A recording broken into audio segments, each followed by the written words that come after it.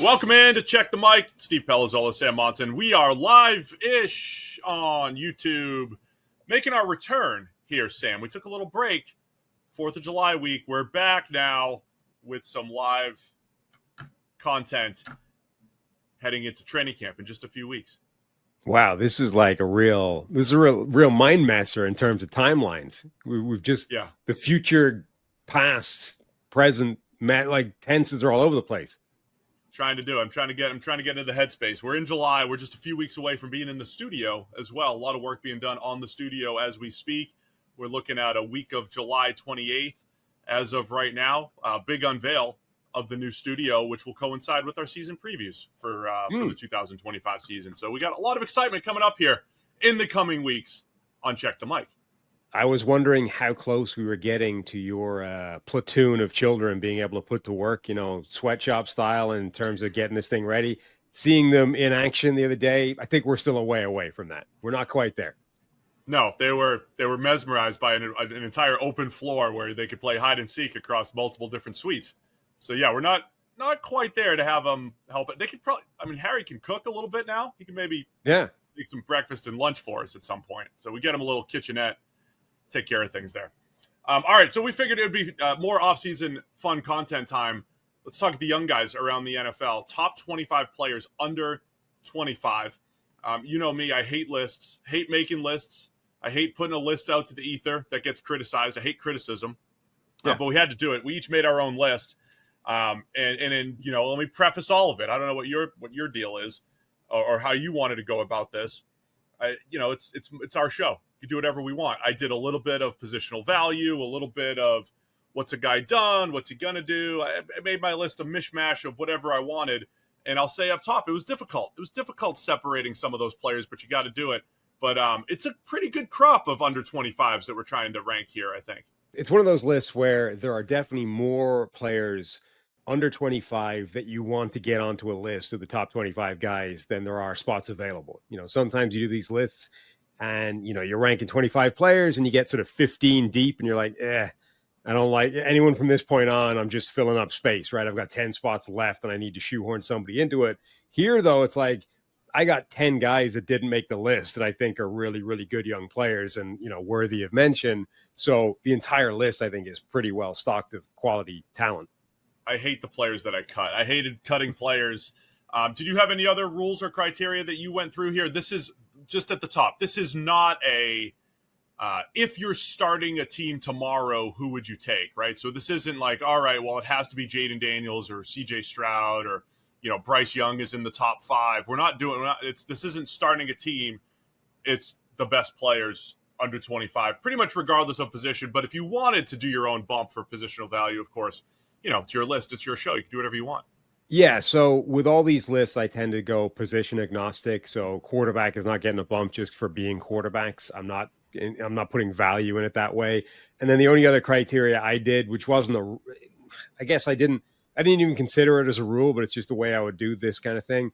I didn't rank rookies on the basis that we haven't seen them play in the NFL yet. So even though they might be, like there's definitely the chance that one or two rookies, certainly based off the list from last year anyway, will be amongst the top 25 players in the NFL this year. However, we don't know who, so I'm not guessing for that.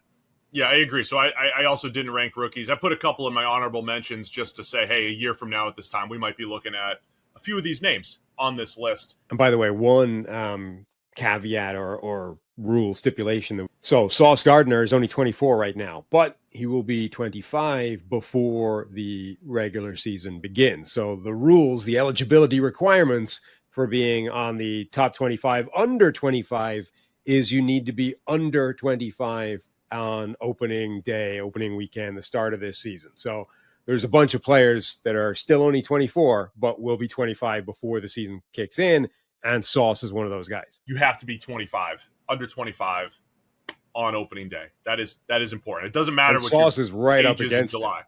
Sauce is right up against it. He's August the 30th, so he misses out by like a week. I think he'd be in the top 10 for both of us August 31st, in fact. So he's even closer. So let's start at the bottom of. We both did a top 25. I'll give you give your 21 through 25. I'll give mine, and we'll just kind of discuss the players in bunches. This isn't like when we did the draft lists where you and I had all of the same players in the top 10 minus a couple, slight deviations. I think we're in a lot different boat here on a bunch of these players. Though we did end up with the same one too, after all. We did. Breaking news. All right, my Spoiler bottom alert. 5. The bottom final player on my list, number 25 out of 25, the 25th best youngest player in the NFL, Kirby Joseph. I struggle to know where to rank him because he was like an all-pro last season, but the previous years, I don't think he was anywhere near that level, whether you use PFF grades, whether you use other measurements or other metrics. So 25th for him. 24th, George Karlaftis. I think he's developed into a really nice player for Kansas City. Played a ton, obviously, since coming into the league. Early returns weren't that great, but he's really emerged as a much better player now. 23, Bijan Robinson. Talent-wise, I think much better than this, but from what we've actually seen, I can't really rank him much higher than this. 22, Drake London. Somehow still only, did I say 23 years old? Insane, given how long he's been in the league already. And then Cooper DeJean, however we want to say Mustard's name, the Philadelphia Eagle slot corner, let's call him, number 21.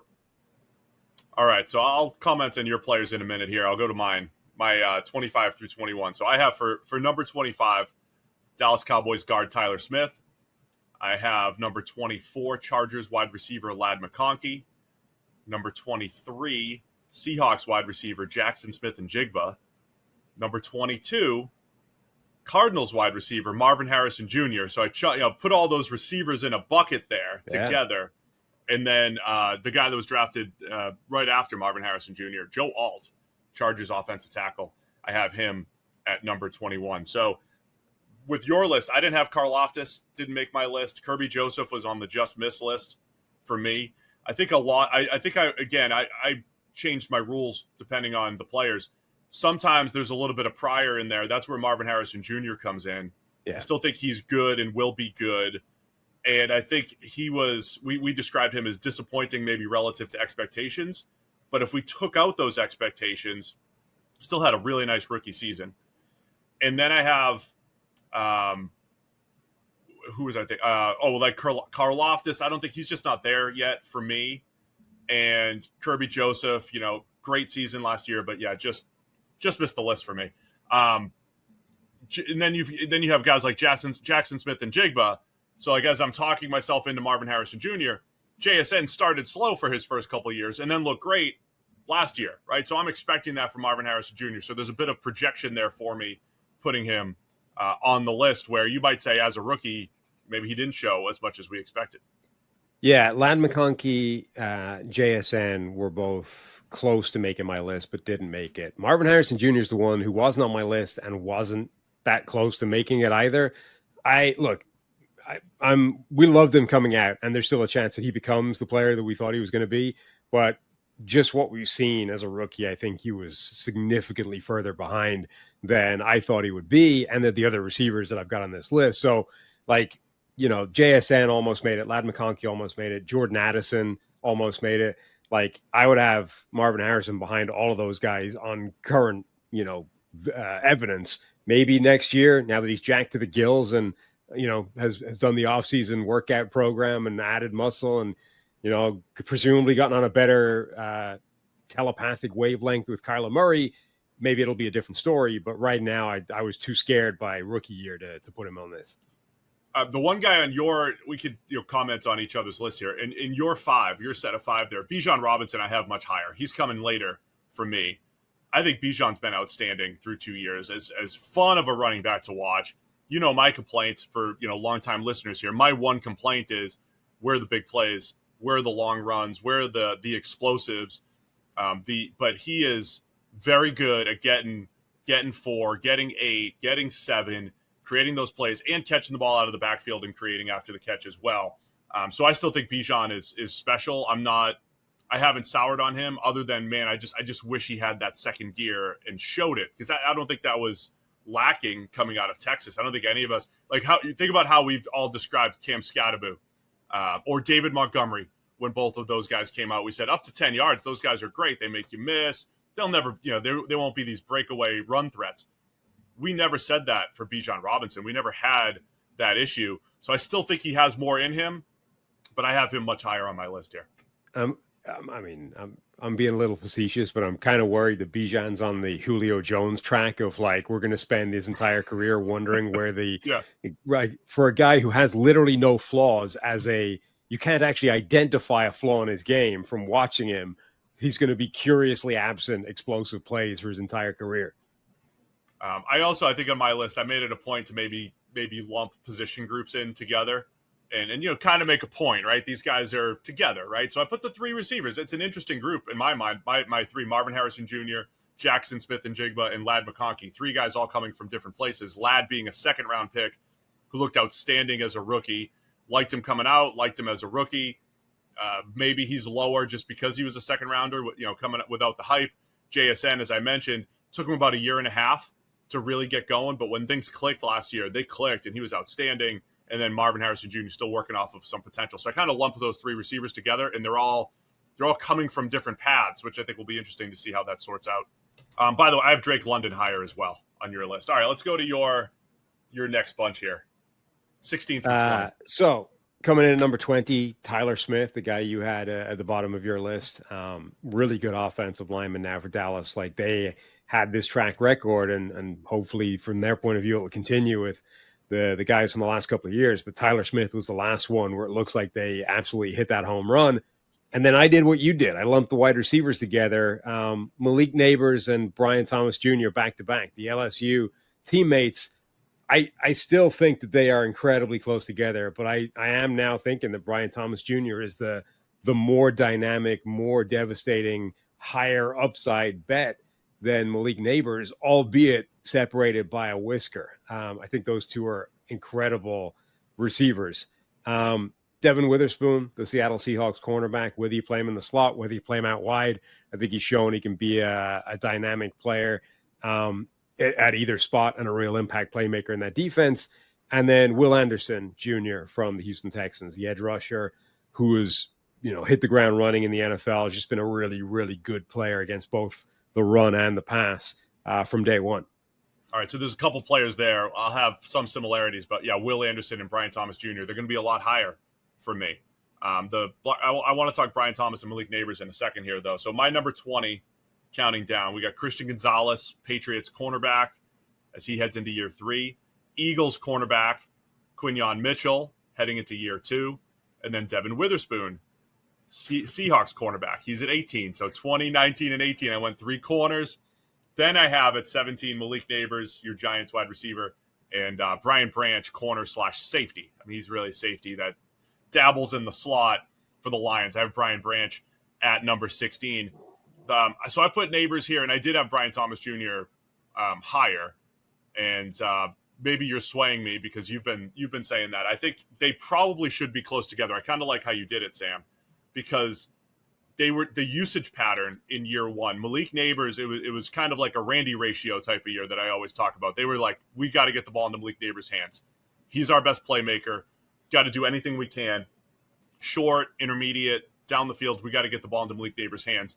Whereas Brian Thomas Jr., I think, started as more of a vertical threat, and then by the end of the season started to become more of the high-volume player. By the way, showed he could do both. I do wonder if Neighbors actually wasn't fed as much early on, if that would be better for him. If the perception of him would be better, right? If he was just used as a vertical threat, and then the occasional after the catch big play. Both players dealt with bad quarterback play. The Jags got probably the worst play from Trevor Lawrence in a while. Then he got hurt. Then you had Mac Jones come in, and Mac Jones was not getting the ball downfield to Brian Thomas Jr. And of course, the Giants had Daniel Jones. They had Cutlets for a little bit. They had Drew Lock. Neither guy had great quarterback play, but still showed what they could do. I just wonder if Neighbors, if they switched roles, would Brian Thomas Jr. have as much success in the uber high volume role that Neighbors did? And I wonder if Neighbors might look more explosive like BTJ in the downfield role that he had with the Jags. Yeah, I really think it's very difficult to separate the 2 of them. Like I've been so enthralled by what Brian Thomas Jr. has looked like in the NFL, but you go and you watch Malik Neighbors, and he was still cooking as well. Like, and he got concussed, he missed some time, and the quarterback play and stuff. So I think both guys are incredibly good. And I think they're both. That's why I was like, I've done it twice in my list where I've had two players at the same position who have both looked phenomenal, and I'm like, I'm only going to separate them by 1 and 1A, or one ranking to the next. Did it at wide receiver here and cornerback a little bit later on. And then, my three corners, Christian Gonzalez, Quinyon Mitchell, and Devin Witherspoon, similar in the to the receiver thing, where they're all kind of used differently. Witherspoon, his ability to play inside and outside, I think gives him the nod over the other two. I could see Quinyon Mitchell being in the top 10 on this list for me a year from now. What he was able to do in one-on-one coverage in Vic Fangio's scheme as a rookie, and then Christian Gonzalez coming off of a really nice year where he's played a lot of man, and I think he's primed for another big season with Carlton Davis on the other side there, especially if they do, put him in his one-on-one situations. I think all three are absolute weapons in the back seven for their respective teams. Yeah, Gonzalez was just missed on my list, but I think with another really good year, he would launch himself up those rankings. So I'll talk Will Anderson in a bit. I've got him much higher. Yeah, there's a whole bunch of people way higher on your list. I'm trying to work out who's higher on my list that to make sense for this. You have Branch higher. Yes. That's one. That's the first one I've ID'd as I'm having him way higher than you. Yeah, so I'll let you rave about Branch in a little bit here. Let's go to 15 through 11 here, counting down. All right, Lions tight end Sam Laporta, then Lions running back Jahmyr Gibbs, two phenomenal playmakers. We talked about them a lot. That draft class they had looked like they hit it out of the park. I mean, they've got three players from that draft class alone on this list, which shows, I think, how good it is. The fourth would be in the honorable mentions group as well for their first four draft picks. So incredible draft by the Lions. Then I've got Quinyon Mitchell as the next man up for the Eagles. You talked about him already. Then we've got Joe Alt, the Chargers offensive tackle. So impressed by what he looked like from day one, right out of the gate. Looked like a cornerstone offensive tackle for the Chargers. And then I've got C.J. Stroud, the quarterback from the Houston Texans. This feels low given where you've got him, and yet I don't think it is, because I think all the guys ahead of him are like absolute superstars. I think this is just where you end up ranking. This is what I'm saying about there's so many really good young players that ranking, at this spot for Stroud, I don't think is an insult. Yeah, the quarterback thing, even though I'm not inherently saying, well, the quarterbacks are the most valuable, if I'm starting my team, I'm going to start with Jayden Daniels and CJ Stroud. There's this element of we every time we make a list, Sam, we have this debate, right? The element of playing the position, and like it's a harder position to have the same level of consistency than, say, edge rusher. I think it's easier historically for Myles Garrett, Micah Parsons, Nick Bosa, name your favorite edge rusher, to come in and just have elite seasons and just stack those. That happens more often on the edge. So I said, look, I'm going to weigh CJ Stroud. I have him higher, is my point. I have him much higher on this list because I'm going to weigh his rookie season. Even though there was a regression last year, it wasn't massive, and it's harder to keep that level of consistency at quarterback. So that's how I was kind of weighing that in this ranking. Is that still true though? I mean, if you think of like the best 10 rookie quarterback seasons of all time, like 7 of them have been in the last 10 years. Like it's happening more and more regularly. This idea of quarterbacks, not being able to come in, hit the ground running. I mean, they kind of are now. No, I'm not saying that they can't do it as a rookie. I'm saying that it's difficult to stack them year after year after year. I mean, it's difficult to come in. Like Mahomes, it wasn't even his rookie season, but Mahomes' first full year as a starter had an all-time season and just kept going, basically, right? Of course, he regressed statistically, but he just became elite. That's rare. Like, that doesn't happen. That happens more at other positions where the first time you see them as a starter, they remain at that level pretty much for the foreseeable future. So production fluctuates a little bit more, I think, for the quarterback position. So that's how I'm weighing it with Stroud. Now, you can make the counter argument to me, like, hey, yeah, we've seen all these rookie seasons historically. His regression the next year is actually more telling. That was RG3. That was Baker. That was whoever else you want to mention. Therefore, maybe I have him too high. But I'm giving I don't even think that. I just think, as you said, the way I do these lists, I'm like, I don't care if you're a quarterback relative to other positions. It's position. It's not value related. It's position agnostic. And people often make the argument for these things. Well, quarterback is way harder, so you have to give a little extra for that for a guy that plays well at quarterback because it's harder to do. And I'm like, okay, because the argument used to be, well, look, quarterbacks just can't come in and succeed right away. It's too hard. It's too big. So the guys that do, you have to give them extra credit for succeeding. So any quarterback that plays well as a rookie effectively has to be rookie of the year. I don't know that that's true any longer, though. Like it's still hard. I mean, it's the hardest position in the NFL and maybe the hardest position in all the sports to be a quarterback in the NFL. But I don't know that the argument that it's harder than other positions to transition into the NFL holds weight anymore because there's too many of them. I mean, Baker Mayfield was the best rookie we'd seen, and that was after Russell Wilson was the best rookie, and then it was Justin Herbert, and then it was CJ Stroud, and then it's Jayden Daniels. Like it's happening almost every year now that a rookie comes in and immediately looks really good. I think RG3 started the whole thing, and that was really the tipping point, because even if you go back, so RG3 was the first year where you said, okay, there is a coach, Kyle Shanahan and Mike Shanahan, there's a coach taking the college playbook and putting what a quarterback does well, what they did well in college, and applying it to the NFL.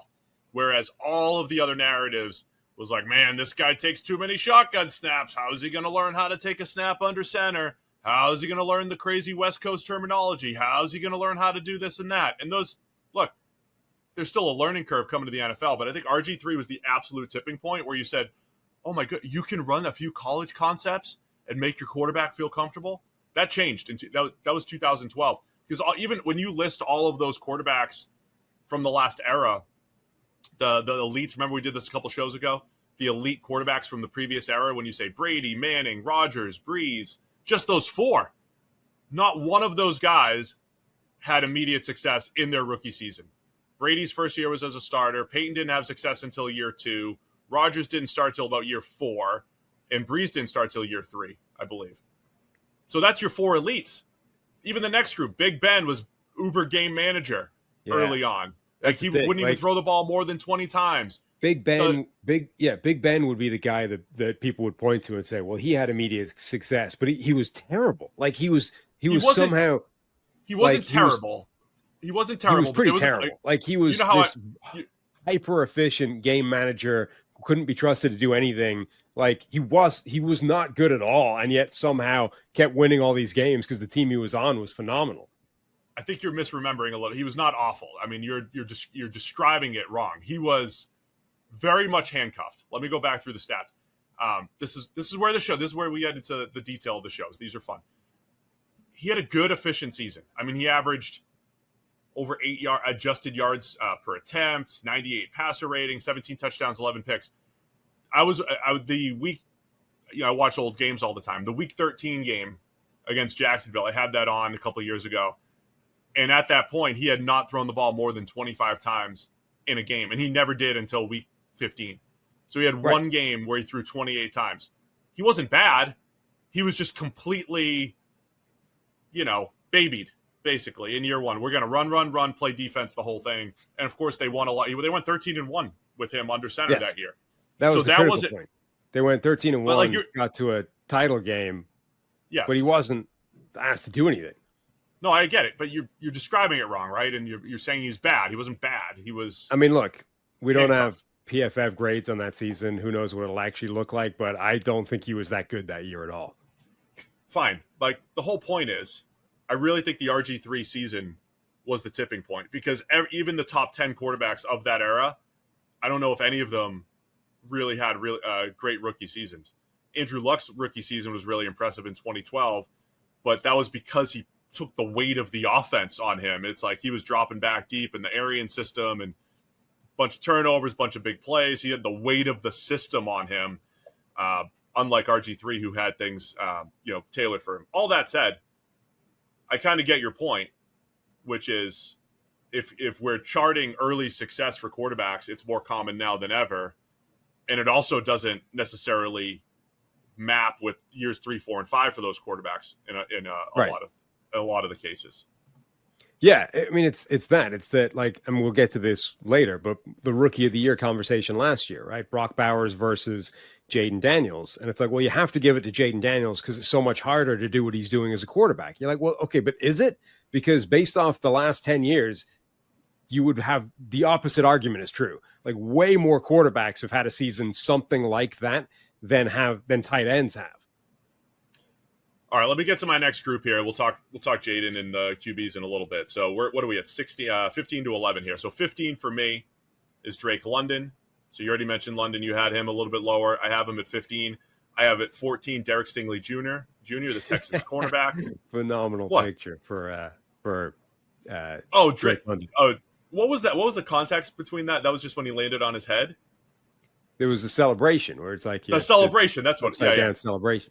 Somebody was complaining about that, like, oh, you couldn't find a better picture. Like, no, that's us being funny. So I got Stingley at 14, another cornerback, Trent McDuffie at 13. So I've kept McDuffie and Stingley back-to-back.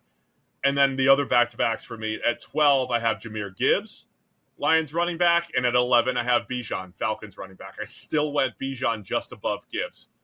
Hate myself for it, too, because of the Gibbs big plays. But I think you have to adjust for the situation as well. But, man, like, Steve, how Steve loves big plays and 50-yard touchdowns and everything. I know that Gibbs is better at that than, compared to Bijan. So maybe he should get the nod, but I went Bijan and then Gibbs 11 and 12. I mean, has the situation been that radically different as well? Like Bijan's running behind a really good offensive line. Bijan splitting time in the backfield. Like it's not that different. No, I think it's a little different. Play calling. Not saying anything against Zach. I'm saying like you've got Ben Johnson. Bijan had Arthur Smith and then Zach, but you had limitations in quarterback play for the most of it. Like the Lions have an offense where they have playmakers everywhere, quarterback who can get them the ball, 1-2 punch in the backfield, and early on they were putting Gibbs in position. And look, he was great down the stretch when he had to take on a bigger workload, when he had to fill in for Montgomery at times, when he was hurt, and But remember, early on, they were just getting him on the edge. They were just trying to, use him as a big play, change of pace type of guy, not as much between the tackles. And so Bijan, I still think, has taken on a bit more workload-wise. He has more games where he's carrying the workload more. I know he has Tyler Algier there, but it's one ranking point apart. It's fine. It's close. And then you went McDuffie over Stingley. Yeah, I'm giving the nod to the 3 years of consistency from McDuffie, whereas I do think Stingley, if he stacks another one of those seasons, I think we talked about this when we were talking about him and Sauce and who's been better. I mean, Stingley could be top 5 on this list. He's that good. He is potentially that good. This is the talent debate that we always have, Sam, right? Oh, he's the most talented. He's this, he's that. Okay, whatever you call that. I don't know what you do with that when you're ranking players. This guy's most talented. This guy's most, has the best upside, whatever. But Stingley, if he stacks another elite season, could easily be top 5. But McDuffie has 3 years of incredible production, did it last year without L'Jarius Sneed there, has done it in the slot and outside, man-heavy scheme, produced in the playoffs, made big plays in the playoffs. So I just gave McDuffie the nod from a production standpoint because it's like, at some point, potential doesn't matter when you're in the NFL. But yeah, if Stingley started his career slow, something switched for him, kind of like JSN, and now it's like, all right, he's playing at an elite level. Let's see him do it one more time. All right, anyone else? Anything else in the 11 through 15 group there?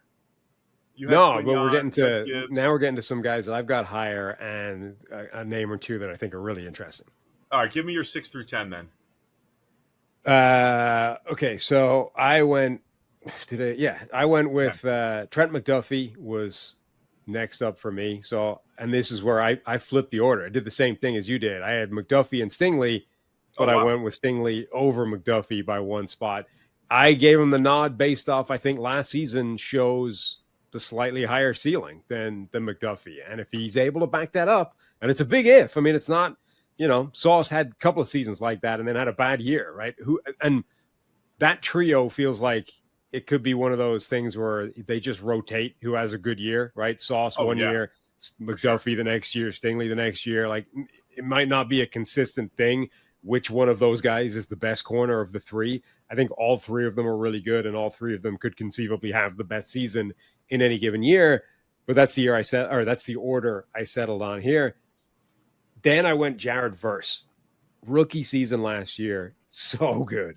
So good. An absolute monster of a power pass rusher. And if he's able to, evolve his other moves just a little bit, he's going to be an absolute beast.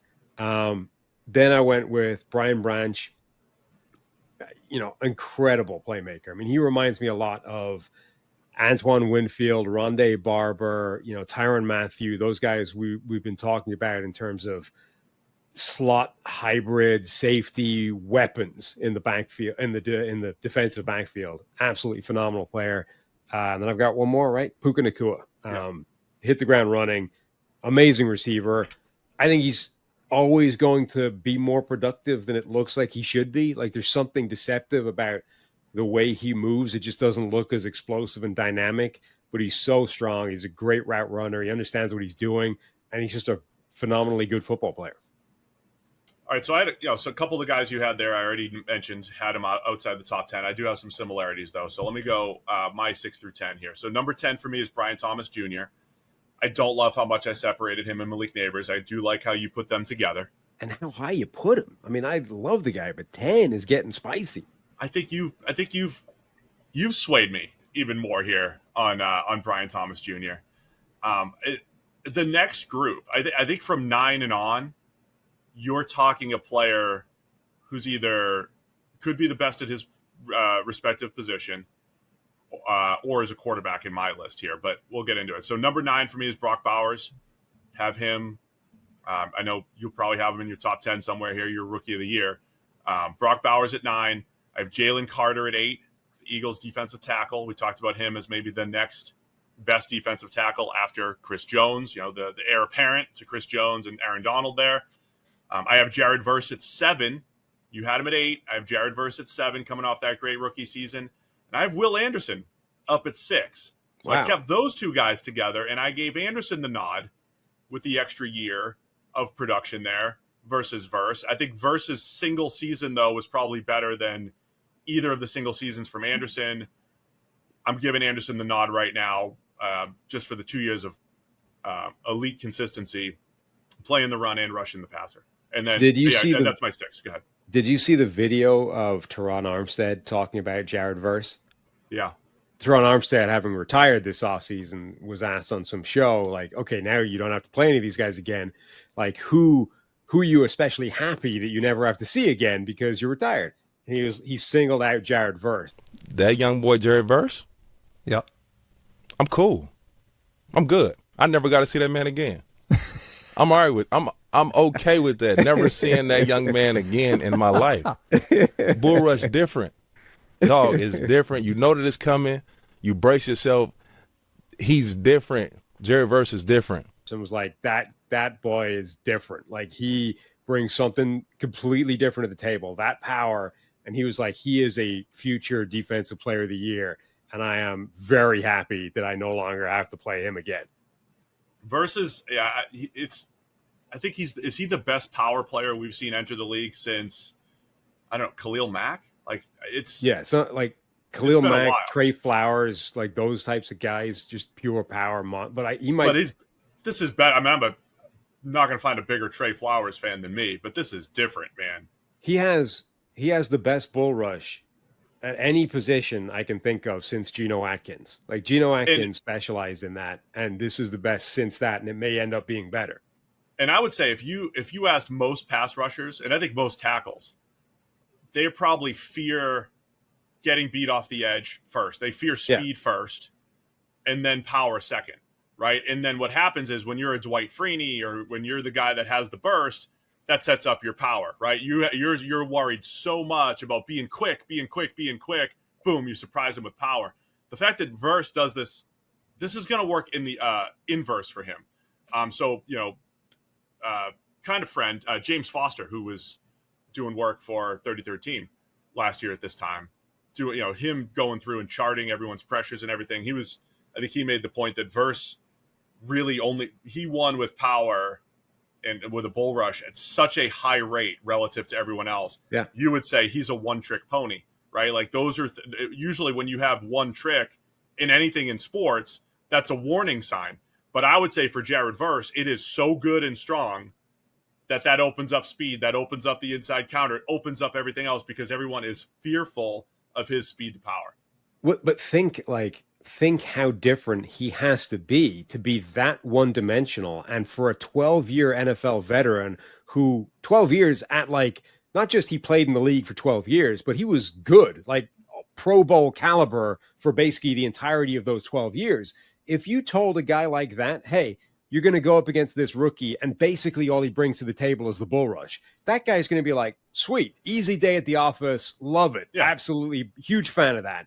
For him to come out of that game and be like, I never want to play this kid again is insane. Like that is ridiculous that Jared Verse is different to a whole different degree, that his power is so different to everybody else in the league that despite being that one-dimensional, he is able to shock a 12-year Pro Bowl caliber veteran offensive tackle to the point where he's saying he's a future defensive player of the year, and I am ecstatic that I never have to face him again. And the one thing I want to add there, too, when I had this conversation, I'm going to keep repeating it because I think it's really informative. When I tell you that scheme is overrated in the draft, it is based off these conversations I've had. Former NFL executive will say, describing Jared Verse being like, man, he'd be great for the Ravens. Ravens love that, right? And that's true. Like the Ravens do love power edges, right? Belichick would love power, set the edge types for years. That is what their scheme wants, and that's what they emphasize maybe more than like honestly Dwight Freeney. Like, would Bill Belichick use Dwight Freeney? Absolutely, but it's not the fit. It actually wouldn't be the right fit for Belichick, right? I mean, because Freeney doesn't do the things that Belichick asked him to do. But where it's overrated is when you're like, man, Verse got to go to the Ravens, has to go to Belichick or the Patriots. He's a fit for every team. So no matter what you want to do schematically, you can use Jared Verse, even though he's a power player. You can use him.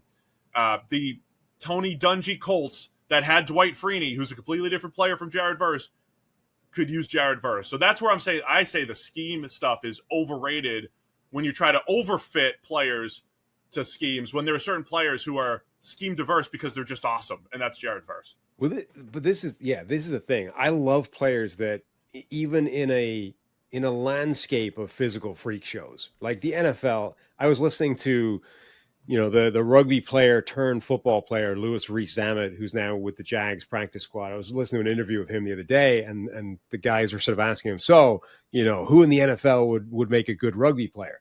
And he was like, I mean, honestly, everybody is a freaky athlete. Like they would all theoretically, they all have the bedrock to be a really good rugby player because every single person in the locker room is big, strong, fast. It's a pool of captive athletes that all translate, right? But even in that environment where like every single person, all 3,000 plus people in the NFL are all super athletes, this dude rocks up Jared Verse and is different to all of them. Like I love players like that. Randy Moss, same idea. In a league of super athletes, Randy Moss showed up and was nicknamed the Super Freak.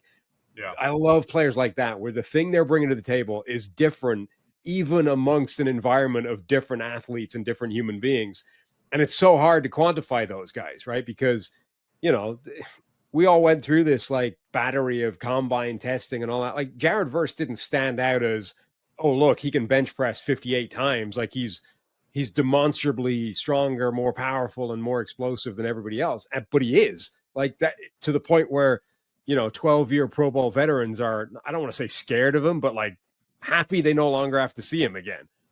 I want to talk about what this means at the end, as far as there are certain teams that have 2-3 players. You mentioned the Lions with a fringe 4 on this list of top 25, under 25.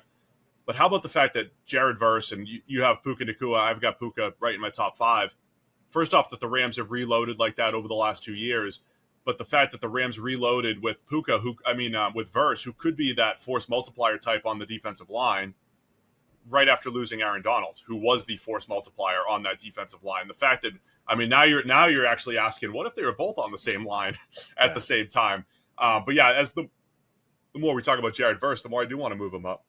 But I gave Will Anderson. I don't think Will Anderson has played at the same high end that Verse did as a rookie, but Will Anderson has essentially 5 years of elite production, 3 at Bama and 2 with the Texans, or maybe 2 at Bama if I'm remembering. But he has just been consistently very, very good.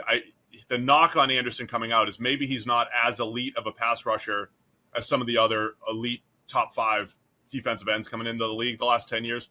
I think that's fair.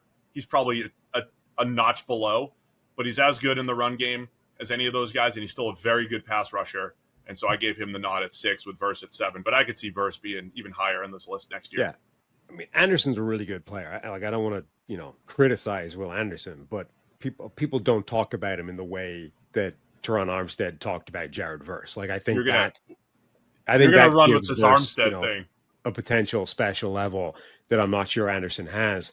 The Rams point is good though. Like, those players, Kyron Williams is another one of those guys. He's in the sauce bucket. He's still only 24, but he'll be 25 by the time the season rolls around. So he's ineligible for this, but they have sort of reloaded with an incredibly good young core who were drafted in wildly different places. I mean, Verse, the first round pick they had in a long time, but Puka Nacua in the 5th, Kyron Williams lower down as well. Like, they've found these guys from a bunch of different places.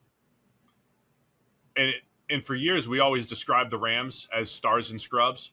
And the way that they did that was by trading all their first-round picks to trade for Jalen Ramsey, to trade for, high-end players that were already established. I'm not saying they're rolling with stars and scrubs or that this is the goal of the roster, but now you look at the roster, it's like, well, Puka's a star. Kyron Williams is a star at running back. You could say that too. Verse, they've kind of stumbled into it as well, but with, a random 5th-round pick, a first-round pick at Verse, they're almost back to it. And I think I'm coming around to the idea that if you have 5 or 6 star players on your team, that might be the better way to go than to have, 25 average players. So I kind of like the idea that the Rams are getting back to stars and average around them. All right, let's get to the top 5 here, counting down. Number 5, Jayden Daniels. Now, there's some projection involved. There's some sort of, because a lot of what made him special as a rookie was the intangible stuff that may not actually be real, if you know what I mean. Like, he was able to drag a team that I don't think belonged in the NFC Championship game to the NFC Championship game, and in part did it by being clutch at the right time, by making the big plays when it needed to be. Now, that can go one of 2 ways. That can be a scream for regression to the mean, and that's unsustainable. And Carson Wentz did this for a while, right? He was out of his mind on 3rd and 4th down and, right, late in the game. And then Carson Wentz turns out to have been fool's gold. Or you can be Tom Brady, right? Where every time the chips are down, you make the play. And it's hard to know which is true. Like, which is this real or is this just something that's going to fade? So if it's real, Jayden Daniels is one of the best players in the NFL already. And who knows how much better he can be. Number 4, Brock Bowers. I'm going to stick with my Rookie of the Year ballot. Brock Bowers was talked about as a special talent coming into the draft. Like, the priors would have him up here as well. Hit the ground running and had arguably the greatest rookie tight end season of all time. Broke records that had stood since 1961 when Mike Ditka was setting records, right? Like, this is unprecedented levels of hitting the ground running at the NFL level. Brock Bowers is one of the best players in football already. Number 3, Jalen Carter. This is the one guy that I have a lot higher than you. I mean, again, the priors would have you say Jalen Carter was arguably the best player in his draft. The reason he didn't go, as high as a guy like Will Anderson was off-field question marks, right? Maturity concerns. The fact that he'd been arrested, for something serious leading up to the draft, that scared people. But on the field, you would say you would say Jalen Carter is arguably the best player in his entire draft, and he's looked like that at the NFL level. And then number 2, Penei Sewell, the next Lion, the 4th Lion on this list for me. One of the best offensive tackles in the game. dominant force as a run blocker, very good as a pass protector as well. Just an absolute beast of a human. All right, we'll discuss some of those players in a minute here. I love that you're gonna be doing Washington radio circuit again. You're gonna be making the rounds because you had Bowers over Jayden again. The comments are gonna be all over you. It's gonna be great. Happy July. My number 5 is Puka Nacua. You had him at 6, so we're pretty close there. I wanted to have him higher as well. I have CJ Stroud at 4, and so I'll explain that in a second. And then I had Jayden Daniels at 3, so you had him at 5. I did give him the bump up. And then Penei Sewell at 2. We have the same number 2 with Penei Sewell. I had the 2 quarterbacks there in part because I do think it's a little difficult to separate, not like the difficulty of the quarterback position, but it's when you're stacking production. If you're using PFF grade, if you're using whatever measure you want to use, it is really difficult to stack the same way it is other positions. That's my point there. So I'm still banking on Stroud. I thought he was special as a rookie. Yeah. I thought Daniels was special as a rookie. The similarities for both players, you would never say, like, they both stepped into the number 2 overall pick, the team with the number 2 overall pick, and helped elevate them. Now, I do think Nick Caserio has done a great job of building the roster in Houston. I think Adam Peters did a great job in year 1, especially bringing in this mix of veterans and high volume drafting. But we've made the point a bunch. You would never rank the Commanders roster going into last year anywhere near the top 10 to 15. You would never do the same thing with the Texans. And both teams made a playoff run because of those quarterbacks. So I'm still giving Stroud the benefit of the doubt 2 years later on that, because in 2 years it's been pretty impressive. And then I think the thing that's different with Daniels is the answers that he has, where I thought Stroud, because we're nitpicking some of these players, right? There's a point in Stroud's progression where it's like, is he getting too much outside of structure? Is he relying too much on the playmaking, the big plays that he has made historically? Like, he's best at winning from the pocket. That's his game first, and then you sprinkle in special plays. I think that the answers that Jayden Daniels brings to the table, where teams were afraid to blitz him. When they blitzed him, he beat them. They were afraid to rush him because he can scramble. He picks his spots as a scrambler. He doesn't take negative plays a ton as far as incompletions and sacks. The sack total is still kind of high, but I think he easily offsets that as a runner.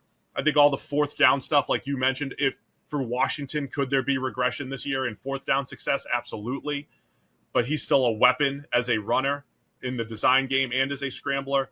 So I think he is more sophomore slump proof because he has the ability to attack all levels of the field as a passer and win as a runner, both as a scrambler and in the design run game.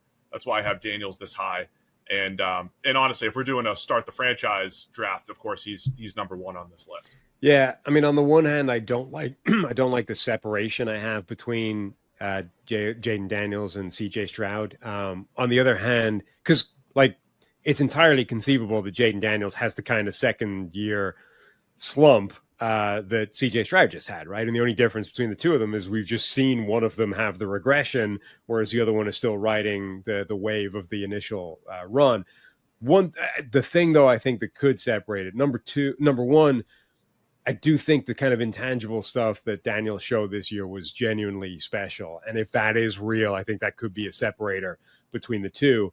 And number 2, that scrambling ability is special. Like that, he's immediately Jayden Daniels, one of the best scrambling threats in all of football. There might only be one better than him, right? Stroud is pretty dynamic, and he's maybe a better athlete than people give him credit for, but he's not special in that regard, right? He doesn't have that arrow to his quiver. So if that, those two things I think could potentially justify keeping them 5-6 spots apart in this list. Like Stroud has some bad games in his career. Even in his rookie season, he had that game against the Jets. Was it Thursday Night Football? He had a game against the Jets. I know it was the rain or whatever, but it was awful when Zach Wilson was throwing the ball well on the other side. Stroud's had some rough games out there. Jayden Daniels, it's going to be hard for him to slump because of the run. Not put up bad stats. Like, he can have games with bad stats. I'm saying that might be the game where he still runs the ball 10 times for 80 yards. It's going to be tough for Jayden Daniels to slump because of the versatile skill set that he has. And then Penei Sewell at 2, I made a late switch. I had him at 1 for a minute. We're nitpicking at the top here. I don't think Sewell's an elite pass protector yet. I don't think he's an elite pass protector. You see him struggle with length a little bit. You see him struggle. Guys like Montez Sweat, Greg Rousseau, guys that have that length and know how to use it can have success on him to his inside shoulder, and he's given up some pressure, some bad pressures too. But I think he's an absolute run game weapon in a system that will use him as a weapon, put him out in space as a puller. I think he can run gap scheme, zone scheme at an extremely high level.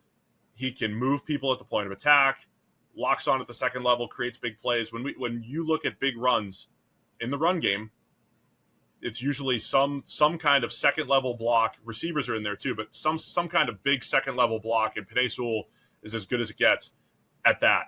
And so I think he's an elite run defender and a good pass protector. He's not elite yet. It's kind of like Will Anderson, where you'd say Will Anderson, I don't think is a top 5 to 8 pass rusher in the NFL, but he's close. I don't think Penei Sewell's at top 5 to 8 pass protector just yet, but I think both of those guys can get there, and everything in the total package of what they bring to the table is why they're both in my top 10 and why I went with Sewell at number 2.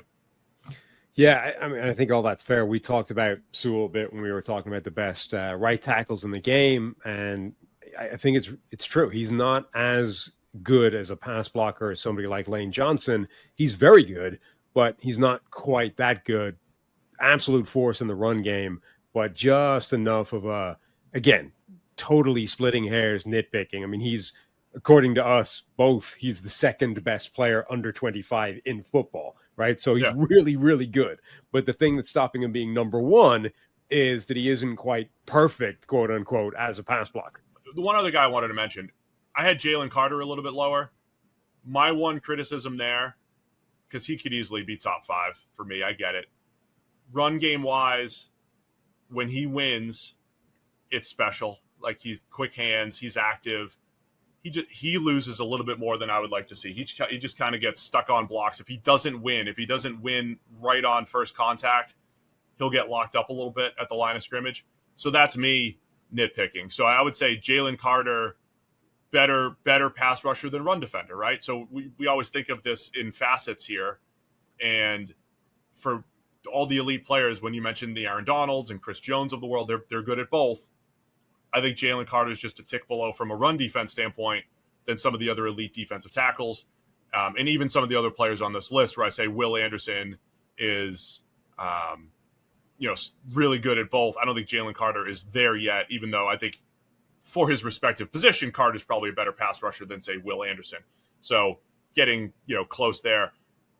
Do you want to explain Bowers and Daniels again, though, and how you landed on that whole thing? I had Bowers at 9, and just players 1 through 9, I think they all have best player at their position potential.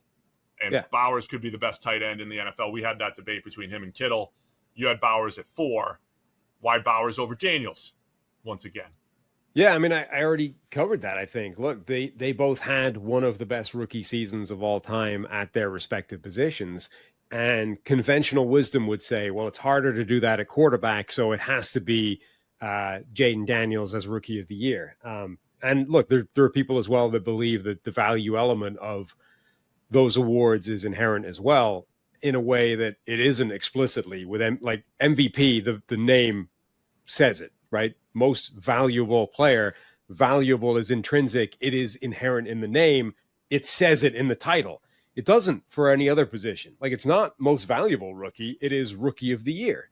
And actually the instructions for the award don't mention the word valuable either. So anyone that's sort of projecting the MVP element, the valuable element of that award to Rookie of the Year, is projecting in a way that isn't written out anywhere. It's not explicit. So because it's specifically not addressed anywhere, I don't care about the value element. So I'm only interested in who did the best.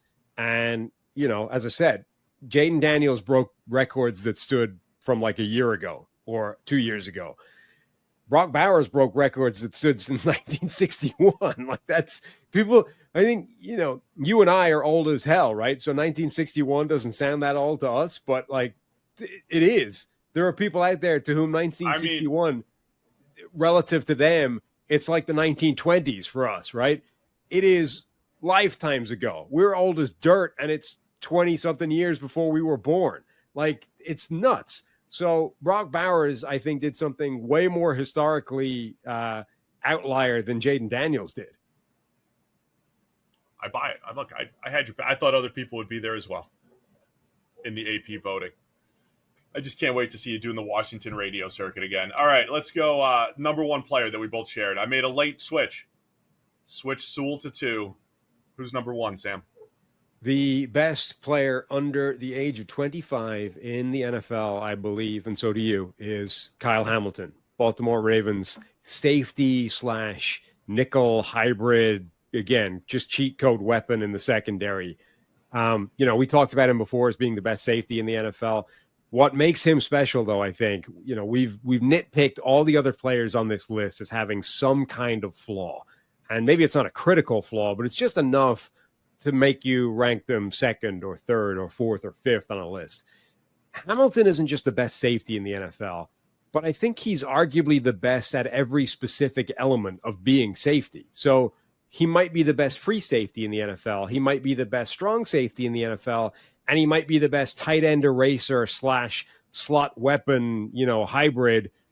And he's the best at all of those things at the same time. Nobody else is like that. Like, there's no other player, I think, where you can argue you can play what is effectively 3 or 4 different distinct positions and be the best at all of them at the same time. Yeah. I can't think of another player that really fits into that category. You would maybe you would think wide receivers have that kind of thing as well. Like, there's a difference between an X receiver and a slot receiver. But it would be like a guy being the best X, slot, and tight end in the league at the same time. And there's no one that's in that category. Yeah, it is really tough to come up with a comparison. You and I both love Brian Branch because of that versatility. And I think Kyle Hamilton is just like a souped up version of Branch. No offense to Branch. We love Branch. He's 7 for you. But it's similar. I mean, you are asking different roles. He comes into the league as a guy that's like, man, unbelievable free safety range. Then he starts playing down in and around the box, or in the slot. He could play in the box, or he could play free safety. Those are different skill sets. The receiver, it is tough to find a comparison because the receiver skill set, it is slightly different winning from the slot, from the outside, but it's like you have to run routes and get open. Yeah. And what you found in the NFL is the slot's just easier for the elite receivers anyway, right? Whereas you can't just take any free safety and make him a box safety and make him a slot corner, because it is 3 unique skill sets. And so he's just an elite football player at whatever the Ravens want him to do. And so I think later this week, we're going to rank the best units in the NFL, and say what you want about adding Jair Alexander to the Baltimore Ravens secondary. That could be just a pipe dream that he becomes good, or he might just play 5 games. But having Kyle Hamilton back there, adding Malachi Starks, who's versatile in his own right, I mean, just having Kyle Hamilton back there makes all of the rest of the Ravens secondary that much better, because it's like, all right, well, Marlon Humphrey can play wherever is best for him, and Nate Wiggins can play where is best for him. Malachi Starks, if Starks is just great at free safety and does not play well in the slot, okay, then he's your free safety, and Kyle Hamilton, plays whatever role you need him to fill. He makes everyone around him better because he could play any of those roles. And, to reiterate things I've said on the show before too, we use the phrase positional value a lot in relation to where should players get drafted, how much should they get paid. But make no mistake, an elite safety, an elite linebacker, if you know you're going to get elite play, I think it's worthwhile. I think it's all worthwhile. That doesn't mean Kyle Hamilton has to make $40 million a year like Myles Garrett. It doesn't mean that. But it also means whatever he ends up making is going to be a bargain for what he brings to the table. Like, if you could guarantee elite safety play or elite linebacker play, I'll take it. Absolutely. And with Hamilton in particular, because it's multi-role and he's moved and been flexible within a season for the Ravens, whatever you need, I'll go out there and I'll play it at a high level and be a game wrecker as a move all-around safety. I mean, that is invaluable. I think Hamilton also shows the value of a couple of things. He shows the value of true elite play, and that thing you just talked about, like the difference between, look, in averages, using the weight of large numbers, all these things, safety is a generally less valuable position than other positions. But there is a value attached to simply being elite at the NFL level at anything that changes the math on all this stuff, right? The problem is you can't be sure when you have a guy that is elite versus a guy that you thought was elite and actually is just pretty good. The other thing he is the power of, like, it's versatility versus like being really versatile. Like, there are players that could play several positions of the NFL and fill in a pinch and be okay. And there is a value to that. I mean, there was value attached to Joe Thuney being able to sort of hold his own at left tackle, right? And it was particularly impressive, but there was also a value attached to it as well, that during last season, the Chiefs believed their best option was to use an elite left guard and have him survive at left tackle. He wasn't good, but he survived. And there's value attached to that because, you know, you don't have to do certain other things to try and, you know, rescue that position, blah, blah, blah.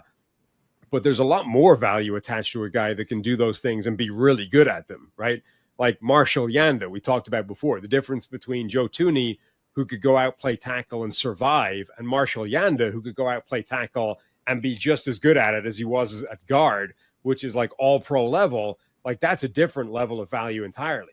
So Hamilton shows like that's real versatility. He can play what is effectively 3 different positions within the secondary and do them all to an all pro level. There's so much value attached to that, because you can call any defense you want, and he's the guy that moves around to make it happen.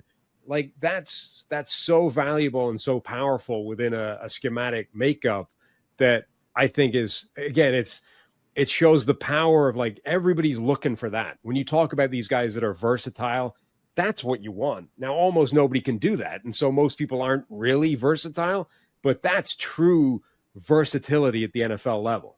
All right, so Kyle Hamilton, number 1 for both of us. Sam, what about players you considered or players who just missed the list for you? Yeah, a lot of them. I mean, we mentioned a bunch earlier on. A lot of the wide receivers I thought were pretty close. Jordan Addison, Jackson Smith and Jigba, Ladd McConkey, those guys. There were a couple of corners that one you had on your list. Christian Gonzalez I had close, but Christian Benford, who I thought definitely deserved a mention, didn't quite make it for me. Nate Wiggins as well from Baltimore, I think, was on the cusp. Then a couple more. Jackson Powers Johnson, I think, could easily become a player on this list. Charles Cross, I really wanted to find a way of putting on at offensive tackle and couldn't quite find the space for him. Is another guy that I would give a shout out to. And then the couple of linebackers, the Jack Campbell for the Lions, making 5 players for them, and Edgerrin Cooper, if he plays the way he looked on a limited role, now that the Packers give him, you know, like a full-time workload, I think he immediately jumps onto the list. Yeah, I wanted to put Cooper on the list as well, but yeah, I had him off for now. I could see him being there a year from now. If I don't even know what his age is a year from now, but you know what I mean. At least in the consideration in this group. Some of the guys that you had that I had just missed was Sam Laporta, Kirby Joseph, the 2 Lions, Cooper DeJean, had him just missing, Christian Benford just missing, Bill's corner. I forgot Joseph. So we've already got, how many Lions do I have on this list? Is it already 5? 1, 2, 3, 4, 5. Yeah, it's already 5. Jack Campbell would make it 6. Wow. I mean, that's why they're so good. That's why we love the Lions. Because they have all the good young players. Bucky Irving and Devin Achane, you know, 2 running backs just missed. I think Achane, if you saw like another, you know, great year from him, Bucky Irving back up what he did last year, could see that, you know, him being there. Chop Robinson for the Dolphins. And then I just wrote down a few of the rookies that I'll be keeping an eye on for this list for next year. And it's the obvious ones at the top: Abdul Carter, Travis Hunter. I'm saying Mason Graham, you know, going to the Browns, all the non-quarterbacks that I loved at the top of the draft, you know, I think all deserve a mention there. Yeah. I mean, I think they're definitely watch names and see, as you said, we said at the top, almost certainly 1 or 2 of these rookies, if not more, will belong on this list. It's just tough to know which ones. The one thing I wanted to bring up too is that certain teams that have multiple players on here. You're mentioning the Lions that are loaded. I mean, the teams that have multiple players, it really is coinciding with teams that we feel good about going into this year, teams that have been in the playoffs or expected to make a playoff run. I think the Texans are an interesting one because of how much we debated the Will Anderson trade at the time. And I'm not saying you ever make trades just to like make a good list. Hey, I really want to have the best players under 25. And if we do that, we're going to win. But sometimes when you stack this list and it's like, man, we got CJ Stroud and Will Anderson in the same draft. And that was part of the reasoning at the time. We're going to get the top quarterback that we think, whatever, top-ish quarterback and the top defensive player or two in the same draft. It does have an impact, or what the Rams were able to do with Puka Nacua and Jared Verse. It can help reshape those franchises quickly, and a lot of teams that have multiple, their franchises have been reshaped fairly quickly over the last 3 or 4 years because they've loaded up on these players. I mean, in this world of like, so much of kind of conventional draft wisdom is pushing teams or wanting teams to just sort of do chart the easiest course, just stick to the consensus board, don't deviate, don't be aggressive, like just get everything on the fairway, right? Just hit the normal shot that you're supposed to make. Don't try and do anything too aggressive. A lot of the players on this list represent like the aggressive shot, right? Like the difficult to make bank shot, the low percentage hit out of the rough and trying to make something happen. So you've got, what the Lions did, which is kind of, it's a bit of both, but they specifically went against the grain of position value and just drafted good players. All those guys have hit. That's why they've got a ton of guys on this list. You've got the Chargers who went with Joe Alt at the top of the draft rather than a wide receiver and circle back for Ladd McConkey. And I mean, he didn't quite make the list, but he was, for me, he was on your list, but he was, right there. So you would say they nailed that pick. The Lions had the Penei Sewell or Jamar Chase thing. I don't think they could have gone wrong either way. Chase isn't eligible for this, but Penei Sewell is the second best player under 25 in the list for everybody. You've got the Texans with their trade up for Will Anderson. Two of both players, are on this list. I had another one as well that sort of represented that out there selection. But like all these aggressive statement moves by teams have been paying off. Kind of goes both ways though, because you also have Brian Thomas Jr. How about this one? The Vikings traded up to go get Dallas Turner, who the consensus board, I think, had as the top edge rusher. He was the one most people expected to be the first guy. What if they traded up for Jared Verse instead? Right. Because Dallas Turner went ahead of Verse. But how about the Jags traded down and still got Brian Thomas Jr., a guy that makes both of our lists there. So it somewhat works both ways. Then you have, Eagles players like Jalen Carter and Quinyon Mitchell. Both of those times, how he does it again, it's like, well, he took the top available player on the board at that time and let the board come to him. Other than, traded up one spot for Jalen Carter and got the top corner on the board, and Quinyon Mitchell just letting the board fall. So there's a bit of a mix of both, but I just wanted to emphasize, I think there's more of an impact with star players than I maybe would have said 3 or 4 years ago, where there's a big part of me that's like, just be solid across the board, just get pretty good starters. And there is value in just having a good starter and not a weakness. But I do think star players maybe make it more of an impact than I would have said 3 or 4 years ago, if you asked me. Yeah. I think that's one of the biggest things that sort of changed or evolved in my understanding or approach to the draft and to team building and to all this kind of stuff. Like, there's definitely power to sort of just hitting the fairway and hit greens in regulation and, not trying to do anything too crazy. But I do think that there is some sense to chasing, or I do think there's a degree to which elite blue chip, genuine star talents change the dynamics, change the math, change the rules, right? And yes, you can get into trouble chasing the exception and to trying to find the guy that changes the rules. But I do think that there's a reason that happens so often, because the guys that are special, they do change the rules. They do change the math. And so that's the artwork, right? That's where being a great GM comes in, is understanding which of those things are real and which, when is the time to break the rule and when is the time to stick to it. All right, man, it's a fun exercise. And I think, again, reiterated, I think there's a lot of good young talent in the NFL right now. Top 25, under 25, as of opening day. Don't forget the rules before you tell us who we missed. First off, if we did screw up someone's birthday, let us know. We're at the mercy of, Almost the internet somewhere. information, right? We might, if I said Aaron Rodgers, that might stand out, but there might be a guy that we missed age-wise. And then let us know. Who did we miss on our list? Which list was better, Steve or Sam? I'm sure social media will let us know as well. Top 25 players under 25. We're still in off-season mode right now. Training camp is right around the corner. The studio is right around the corner. But yeah, we're going to be a couple more shows here, remote, and then unveiling the studio as we do our own training camp kickoff for the 2025 season. Sound good, Sam? Absolutely. All right, man. Thanks to everybody for tuning in. We'll see you again on Thursday with more.